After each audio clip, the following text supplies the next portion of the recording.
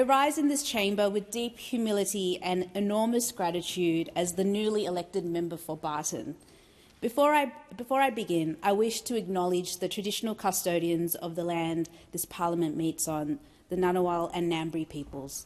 I pay my respects to elders past, present and emerging, and to all Aboriginal and Torres Strait Islander peoples here today. I also acknowledge the Bidjigal people of the Eora Nation, who are the traditional custodians of the land I have the privilege to represent, the seat of Barton. These lands were never ceded. They hold the wisdom of over 65,000 years of continuous connection to land, water, sky and spirit.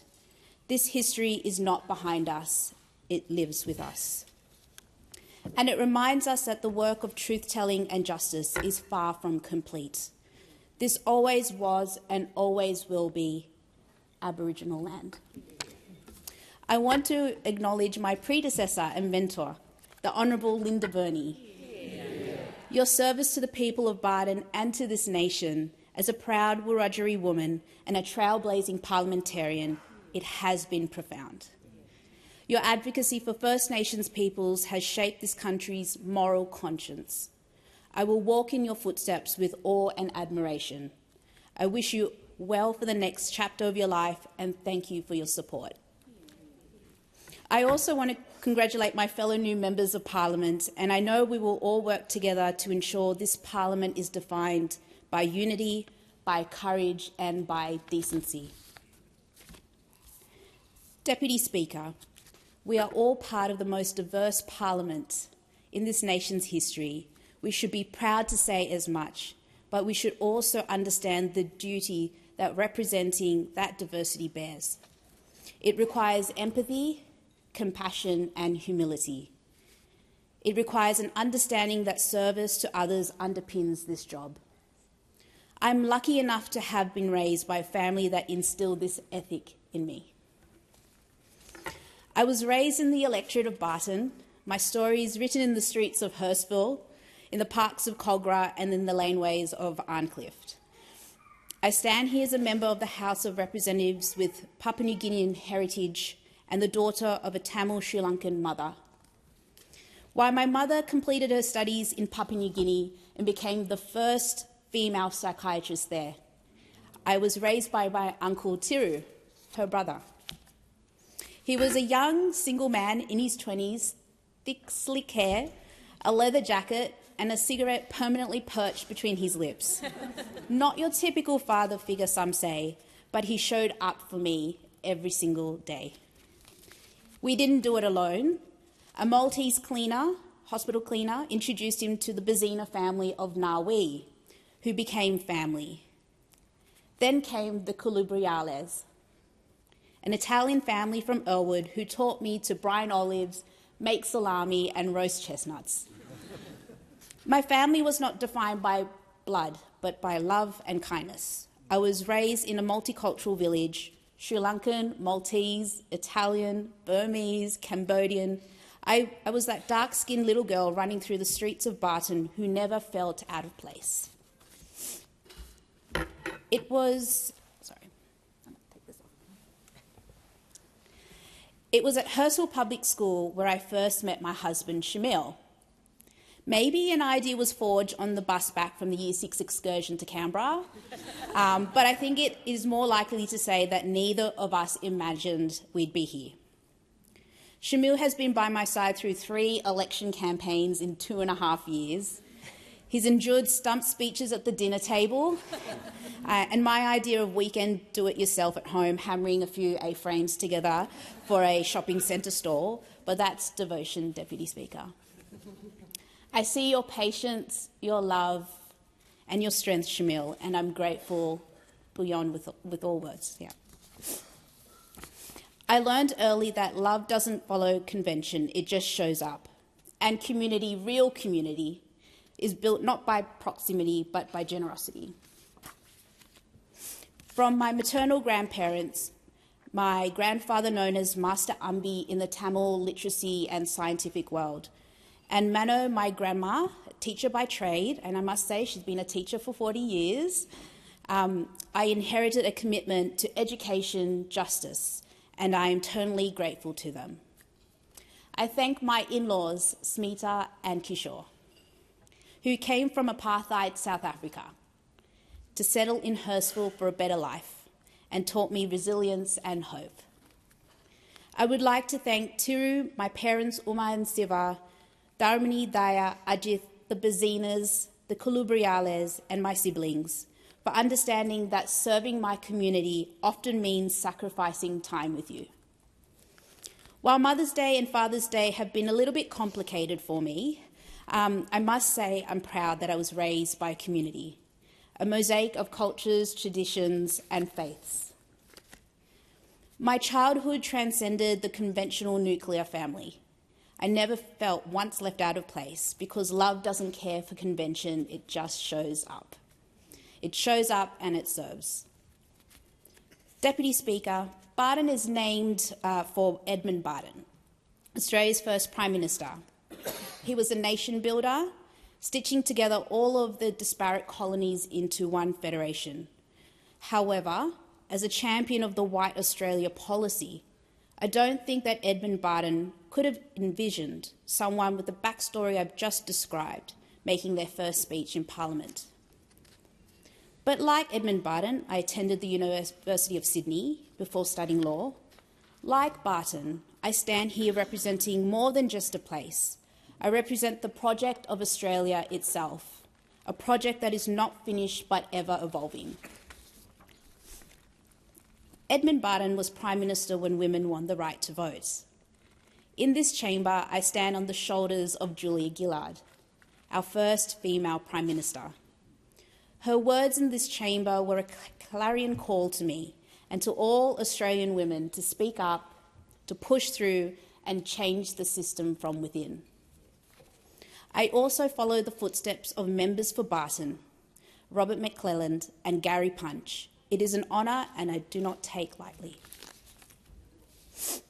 Deputy Speaker, after completing my science degree, I began my career in a mortuary. Yes, that's right, dead bodies, not glamorous, but it teaches you that life is precious and dignity matters, in life and in death. That's what drew me to law, to unions and to advocacy. It led me to my passion for workplace law reform, my belief that dignity at work is sacred, is at the core of everything I do. I've stood with workers here and overseas. I've worked with the United Auto Workers in America, the Electrical Trades Union, the Nurses and Midwives Association, and the Australian Hotels Association. In this federal campaign this year, I worked with the United Workers Union, and I want to thank them especially Joanne Schofield, Mel Gatfield, and Riz Chowdhury. Everywhere I've been, I've seen how easy it is for workers to be exploited, especially when they don't understand their pay slips, their contracts, or their rights. I've seen employers operate in the grey zone, especially in the care sector, where profits can be prioritised over people. That's why I'm proud to be part of a Labor government that is pro-worker, pro-decency, and pro-small business. Labor's secure jobs, better pay reforms are shifting power back where it belongs with the workers. Minimum standards for gig workers, the right to disconnect, genuine bargaining power, and the government's Closing Loopholes Act, tackling casualisation, underpayment and wage theft. This is just the beginning. Some say that supporting workers and supporting small businesses are incompatible. I reject that. Business success should never come at the cost of dignity and fairness. The best businesses know that when you invest in your people, you invest in your prosperity. I'm proud to be part of a movement that has always understood the role of unions. They stand in the gap for those who don't always know their rights, who can't read the fine prints, who just want a fair go. Again, their purpose is to serve their members, to serve the collective movement for working people. I learnt more about what this service means in my time working at the St Vincent's de Paul Society, but this time applied to those experiencing housing stress and homelessness. This role taught me that policy only works when it is human, when it listens first. My time as a councillor at Georges River Council gave me a glimpse of how compassionate leadership can shape local lives, especially in homelessness advocacy. I've volunteered in soup kitchens, I've delivered meals to some people sleeping rough. I've sat with families terrified of the night ahead. These are not statistics, these are people, our neighbours. I'm proud of the Prime Minister's National Housing Accord because housing is not just an economic issue. It is about dignity, it's about safety, and it is about hope. I'm also passionate about our young people. This next generation deserves purpose, pathways, and potential, not burnout, not debt, not despair. We owe them a future that is fair, full of opportunity, and where safeguarding the planet has been taken seriously by the generation going before. That's why climate change must be the lens through which all policy passes. If we're not tackling climate, we're not doing our job. Deputy Speaker, while there are parallels between Edmund Barton's life and mine, in some ways they could not be more different. While Barton championed the White Australia policy, I live and breathe multiculturalism. I stand here because others lifted me. That's why I will always fight for anti-discrimination, for safety, for equity and unity. I know what it feels like to be different, to navigate different worlds. I've also seen how political tension can quickly mutate into real-world hate if not called out early. I will always stand up against racism, division and hate. Yeah. I like to think that Edmund Barton, as the architect of federation, would recognise the work needed to forge not just a nation, but a just nation. My story is a uniquely Australian story, and it is Barton's story. Diverse, proud, imperfect, but always striving. In that spirit, I carry forward the unfinished work to ensure parliaments reflect their people, that justice is accessible, that equality is not just a promise but a practice. Deputy Speaker, I would like to thank the Prime Minister for his faith in me and for leading us all with compassion and strength. Thank you to Dom Offner and David Dobson, and especially George Simon. Thank you, George, for your wisdom and your support. I stand here today because others stood with me. I carry my community with me every step of the way. I thank the people of Barton for placing your faith in me. I will never take that for granted. I thank the wonderful Barton Labor branch members, and I can't list them all, but I can see you up there. My friends, Labor councillors, who worked so hard on the campaign. Thank you to Cherie Burton and Sienna Forrest, volunteering and showing political courage and campaign grit. And to Davina Langton, Cheryl Han, Samantha Ortado, Jessica Way, Loretta Marcus, Anne Sinclair, Anne Tegg and Anna Minns.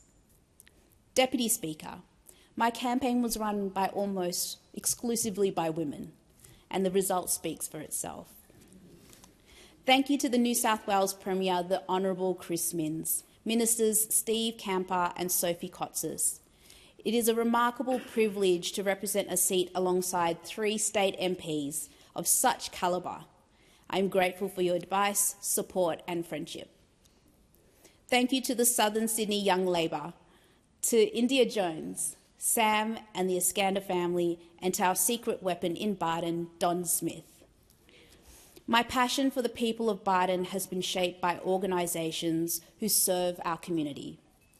Lala Norahan and the Cogra Storehouse, who provide vital services of food relief and in cultural inclusion.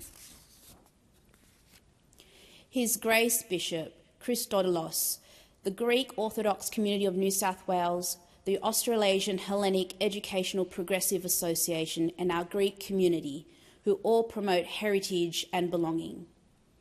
Henry Pan and the team at CAS, who provide our amazing Chinese community, who support our amazing Chinese community, who support aged care, childcare and cultural services and lift countless lives. The St George Dragons Junior Rugby League Club in Kingsgrove, who create community and opportunity for local kids. These groups and so many more are doing the real, on-the-ground work that no level of government can replace. I'm committed to fiercely advocating for equitable funding, fair policy, and ensuring the voices of those who serve are truly heard and respected. As Edmund Barton stitched together a nation, I'm here to help stitch together a future for Barton, where no one is left behind, where every voice counts, where dignity is non-negotiable. Deputy Speaker, I'm a proud Tamil Sri Lankan, Papua New Guinean Australian woman, educated in local Barton schools, raised by a Sri Lankan, Maltese and Italian village. I'm married to a South African-born Indian. I have roots in Hinduism, Buddhism and Catholicism. I am the walking, talking embodiment of modern Australia. None of us chose the colour of our skin, our birthplace or our family, but we can choose to be kind, we can choose to serve. And I close with the Latin phrase that guides me, ut prosim, that I may serve.